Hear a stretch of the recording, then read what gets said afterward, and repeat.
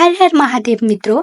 तुलसी माता की कथा सुनने से तथा पढ़ने से व्यक्ति के जीवन से दुखों का नाश हो जाता है। माता तुलसी से जुड़ी एक कथा बहुत प्रचलित है। श्रीमद् देवी भागवत पुराण में इनके अवतरण की दिव्य लीला कथा भी बताई गई है। एक बार भगवान शिव ने अपने तेज को समुद्र में फेंक दिया था। उससे एक महातेजस्वी बालक ने जन्म लिया। यह बालक आगे चलकर जलंधर के नाम से पराक्रमी दैत्य राजा बना। इसकी राजधानी का नाम जलंधर नगरी था। दैत्यराज कालनेमी की कन्या वृंदा का विवाह जलंधर से हुआ।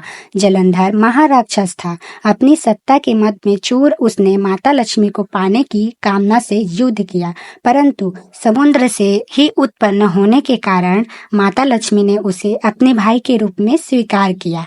वहां से पराजित होकर वहां देवी पार्वती को पाने की लालसा से कैलाश पर्वत गया। भगवान देव अधिदेव शिव का ही रूप धरकर माता पार्वती के समीप गया, परंतु मां ने अपने योग्य बल से उसे तुरंत पहचान लिया तथा वहां से अंतर्ध्यान हो गई। देवी पार्वती ने क्रोध में आकर सारा वृत्तांत भगवान विष्णु को सुनाया। जलंधर की पत्नी वृंदा अत्यंत पतिव्रता स्त्री थी। उसी के पतिव्रता धर्म की शक्ति से जलंधर न तो मारा जाता था और न ही पराजित होता था।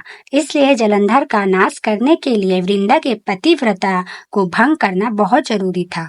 इसी कारण भगवान विष्णु ऋषि का वेश धारण कर वन में पहुंचे, जहां वृंदा अकेले भ्रमण कर रही थी।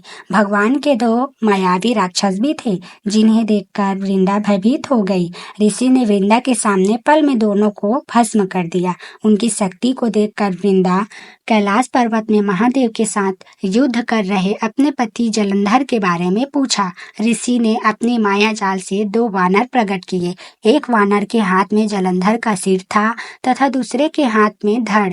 अपने पति की यह दशा देखकर वृंदा मूर्छित होकर गिर पड़ी। होश में आने पर उन्होंने ऋषि रूपी भगवान से विनती की कि वह उसके पति को जीवित करे। भगवान अपनी माया से पुनः जलंधर का सिर धड़ से जोड़ दिया, परंतु स्वयं भी वह उसी शरीर में प्रवेश कर गए।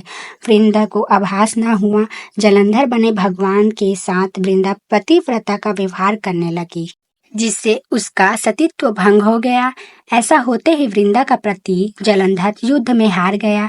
इस सारी लीला का जब वृंदा को पता चला तो उसने क्रोध में आकर भगवान विष्णु को शिला होने का श्राप दे दिया तथा स्वयं सती हो गई।